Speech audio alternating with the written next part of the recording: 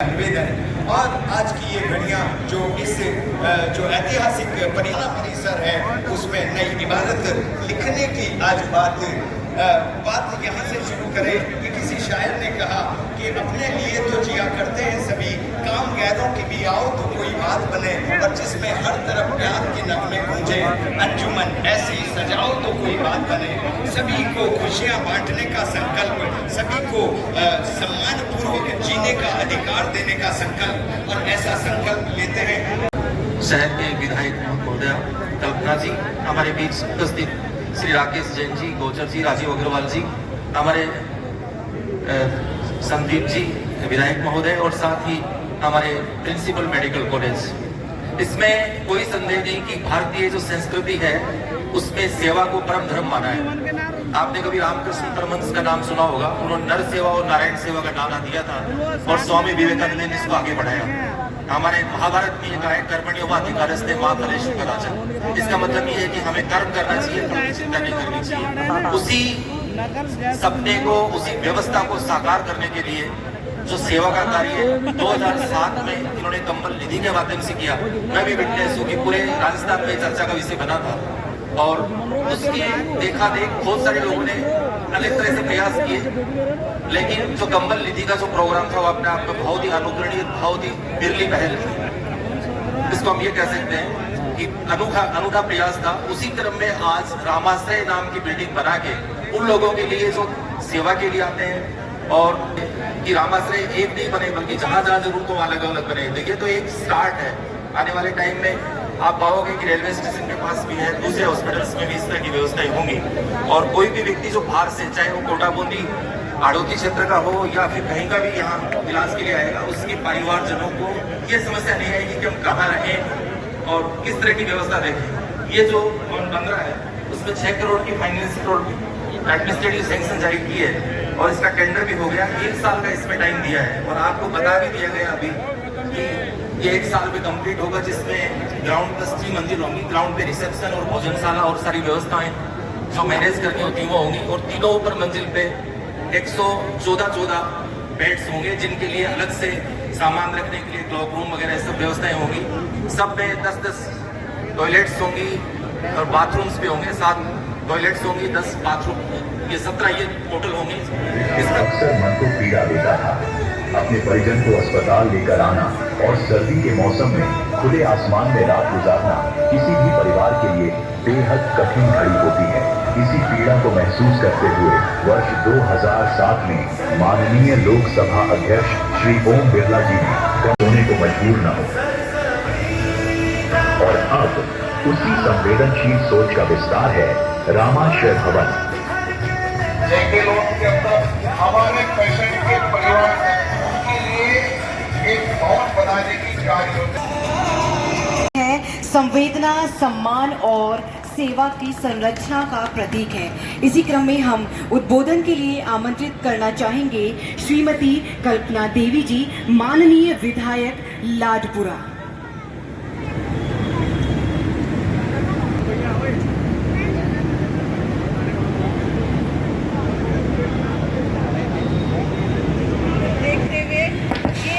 ऐसा भवन बनने जा रहा है जो आने वाले समय में भाई साहब के परिचय देते हुए इसकी भी कड़ी जोड़ी जाएगी और इसका भी जिक्र किया जा पाते हैं। एंड वो भी दिक्कत में होते हैं कि हम कहाँ रहे, क्या करें, क्योंकि कई बार लोग बहुत दूर दूर से आते हैं। एंड जरूरी नहीं है कि सबको कोटा में निवास का उनको एक ऐसी जगह मिलता है कि वो भी यहाँ रह सके। और ऐसी कभी घटना भारत में होती है तो पूरा देश दुखी होता है। हम सब उन दिग्गज आत्माओं के प्रति श्रद्धांजलि अर्पित करते हैं, और सारा देश उन परिवारों के साथ खड़ा है।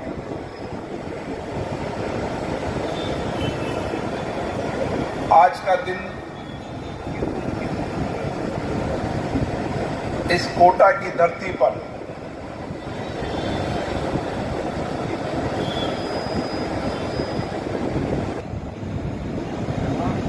सबसे बड़ा हॉस्पिटल था और आज कोटा का ये क्षेत्र जहां एमबीएस हॉस्पिटल है, जेके लोन हॉस्पिटल है, न्यू मेडिकल कॉलेज है, ये सब सुपर स्पेशलिस्ट हॉस्पिटल केवल हाड़ौती संभाग ही नहीं, राजस्थान से सटे मध्य प्रदेश के लोगों की भी सेवा का काम करते हैं। और आने वाले समय के अंदर कोटा और बूंदी के अंदर, जहां बूंदी का मेडिकल कॉलेज पूरा होगा, मदन दिलावर जी के प्रयास से रामगंज मंडल में कोटा के विधायक संदीप शर्मा जी के प्रयासों से 150 करोड़ रुपए का कैंसर हॉस्पिटल और 45 करोड़ से क्यूबिकल, कॉटेज और डिलक्स वार्ड बनेगा। आने वाले समय के अंदर कई नीम कॉलेज भी होंगे। हम चाहते हैं कि आने वाले समय के अंदर प्रदेश का अलग अलग क्षेत्र का विद्यार्थी भी पढ़ने आए और देश का अलग अलग क्षेत्र का विद्यार्थी भी पढ़ने आए, और जो बड़े शहर के अंदर जो मेडिकल की सारी सुविधाएं हैं, वो सारी सुविधाएं सरकारी अस्पताल के अंदर लोगों को मिले। और इसीलिए आने वाले समय के अंदर एक कैंसर हॉस्पिटल की कमी थी। स्पेशलिस्ट सेवाओं का लाभ कोटा के अंदर मिलने लगेगा, चाहे किडनी ट्रांसप्लांट हो, ऐसी गंभीर बीमारियां भी का इलाज भी कोटा में होना निश्चित है। इसलिए मेडिकल इंफ्रास्ट्रक्चर के रूप के अंदर कोटा हो, दिल्ली के एम्स हॉस्पिटल में भी जाते होंगे, आप देखते होंगे जितने लोग मरीज अंदर इलाज के लिए हैं, भर्ती हैं, उससे ज्यादा लोग बाहर या तो बरामदे के अंदर है या खुले आकाश में सो रहे हैं। इसी कैंपस के अंदर कभी आप रात को आकर देखोगे तो रात को आपको सैकड़ों लोग खुले आकाश में सोते हुए मिलेंगे। हमारी महिलाएं इलाज कराने आती है, उन महिलाओं के साथ महिला अटेंडेंट भी होते हैं, पुरुष अटेंडेंट भी होते हैं। और इसलिए जब भी मैं हॉस्पिटल में देखता था, मेरे मन में एक विचार था कि जो लोग बाहर बरामदे में सो रहे हैं, क्योंकि कोई भी मरीज का सहयोगी हॉस्पिटल के कैंपस से दूर जाकर 1 किलोमीटर 2 किलोमीटर जाकर नहीं रहता।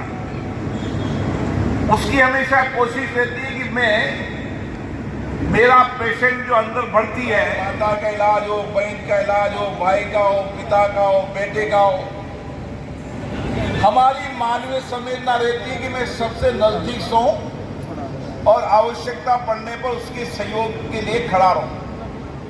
ये बात सही है कि जब आप प्राइवेट निजी अस्पताल के अंदर जाते हो तो आपको अंदर नहीं जाने देती, फिर भी हमारी संवेदना ये रहती है कि सैकड़ों लोग उस निजी अस्पताल के अंदर भी बरामदे में सोने का प्रयास करते हैं। आप रेलवे स्टेशन पे चले जाएं, अभाव में वंचित व्यक्ति के जीवन को कैसे बदल सकते हैं। और 17 साल पहले हमने कहा कि एक कंबल, एक रजाई इनको मिल जाए तो कंबल नीचे बिछा दे और रजाई ऊपर सो जाए, कम से कम ठंड में बच जाए। लेकिन उस दिन से मेरा विचार चल रहा था कि हॉस्पिटल कैंपस में इस तरीके का रामाश्रय भवन बने जिसके अंदर मरीज के अटेंडेंट ठीक से सो सके और हॉस्पिटल के नजदीक भी रहे। और आज भगवान राम की कृपा से ये सपना पूरा हो रहा है। और इस रामाश्रम भवन के अंदर जहां 342 बेड होंगे, एक बेहतरीन सुविधाएं मिलेगी। कमरे जरूर नहीं होंगे, लेकिन डॉर्मेट्री सुंदर होगी और उसके साथ मरीजों के अटेंडेंट जिनको बाहर होटलों में इधर उधर खाना खाने जाना पड़ता है, उन सबको निःशुल्क भोजन और नाश्ता भी उस भवन के अंदर दीजिए। मुझे आज भी खुशी है, चाहे विपत्ति हो, भारत एक संवेदनशील देश है। संवेदना हमारे मन में, विचार में, कर्म में दूसरों के दर्द और की पीड़ा को हम समझते हैं। जब अहमदाबाद के अंदर घटना घटी तो देश का हर व्यक्ति दुखी था। देश का हर मन से व्यथित था।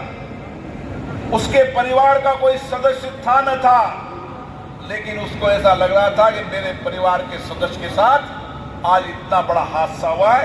ये भारत के मन के लोगों की संवेदना रहती है। और इसी संवेदना के कारण हम जब भी कोई आपदा आती है, कोई भी संकट आता है, उस संकट आपदा को सब मिलकर आपस में बांटने का काम करते हैं। सुख हो दुख हो उसको मिलकर बांटने का काम। निःशुल्क भोजन करा रहा है। हॉस्पिटल स्टेशन के पास जाओगे तो कई बच्चे बचे हुए भोजन को भोजन कराते दिखेंगे।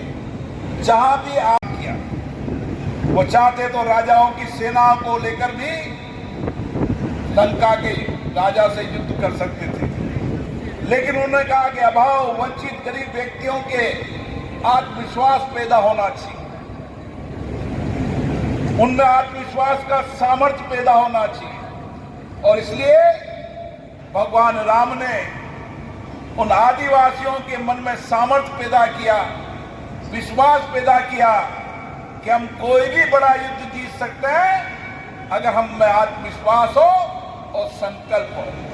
ये रामाश्रय भवन भी इसी तरीके से मानवीय संवेदना का एक स्वरूप है, जहां पर जो आने वाला मरीज है उसके भगवान की कृपा हो, स्वस्थ हो, लेकिन जब तक स्वस्थ नहीं हो, बाहर अटेंडेंट को भी सारी सुविधाएं मिले और हॉस्पिटल के अंदर भी सारी सुविधाएं मिले। मेरा विश्वास है हमारे सब जनप्रतिनिधि इसी काम में लगे हुए हैं, इसी मानवीय संवेदना में लगे हुए हैं। और आने वाले समय के अंदर हर गरीब व्यक्ति का चाहे कितना भी महंगा इलाज हो, हम निःशुल्क इलाज कराएंगे ताकि वह आर्थिक तंगी में आकर कई जीवन की दिशा को न परिवर्तन कर सके। और मुझे याद है कि उन सभी के परिजनों को यहाँ पर आश्रय प्रदान किया जाएगा। बिल्कुल, और सबसे बड़ी बात है कि सबसे जरूरी होती है शिक्षा और चिकित्सा। तो अभी माननीय स्पीकर महोदय ने जो बातें कही उससे बिल्कुल साफ दिख रहा है कि आने वाला समय कोटा के लिए हमारी